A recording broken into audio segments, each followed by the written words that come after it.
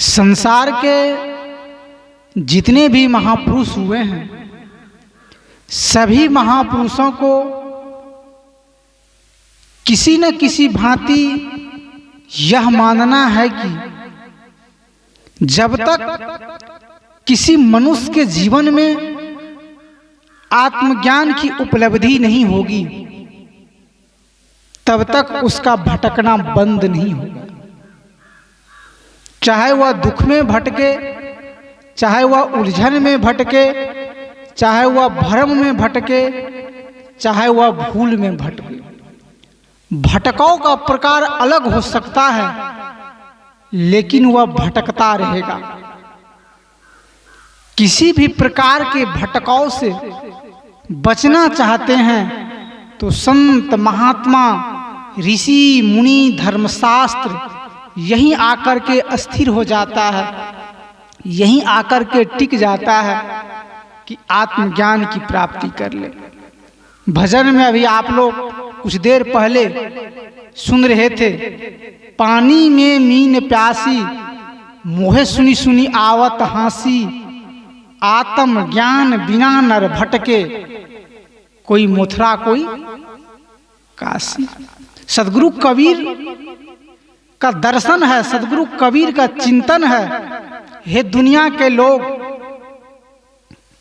आपके जीवन में आत्मज्ञान ही तो अस्थिर कर सकता है। आत्मज्ञान नहीं होने के कारण कोई मंदिर भटक रहा है, कोई मस्जिद भटक रहा है, कोई गिरजाघर भटक रहा है, कोई विभिन्न तीर्थों में भटक रहा है। मैं मंदिर का विरोध नहीं करता हूं। आपके अंदर जिज्ञासा है, श्रद्धा है, तो मंदिर भी जाना चाहिए, लेकिन पूरी जिंदगी मंदिर को पकड़ के बैठ जाना सबसे बड़ी मूर्खता है।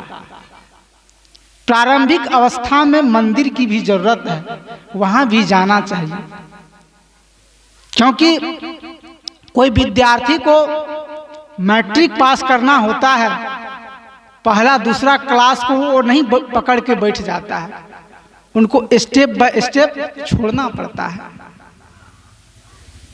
यही मंदिर की जरूरत है। प्रारंभिक अवस्था में जाना चाहिए, मैं भी जाता हूं।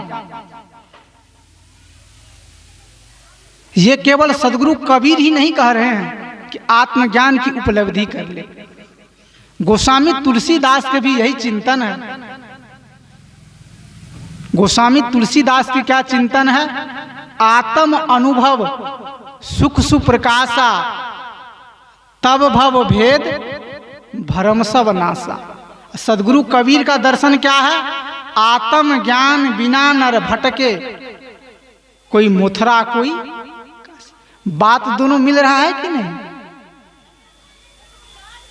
सबका निचोड़ एक ही है।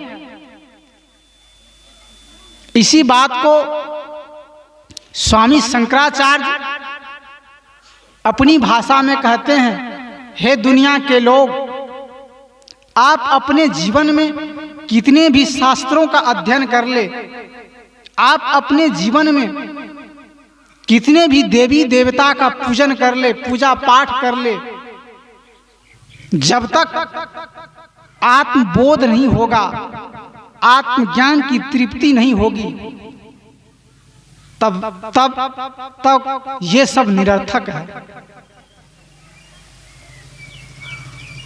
सबका किसी न किसी भाव वही है। यदि आपके जीवन में आत्मज्ञान की उपलब्धि हो गई, आप मकई के खेत में खुरपी चला रहे हैं, तो भी आपके लिए तपस्या हो जाएगा। यदि आपके जीवन में आत्मज्ञान की उपलब्धि नहीं है, तो पूरी जिंदगी सत्संग में बैठते हैं तो भी वो सफल नहीं होगा। ये आत्मज्ञान उम्र से इसका कोई मायने नहीं है, कपड़ा से भी कोई मायने नहीं है।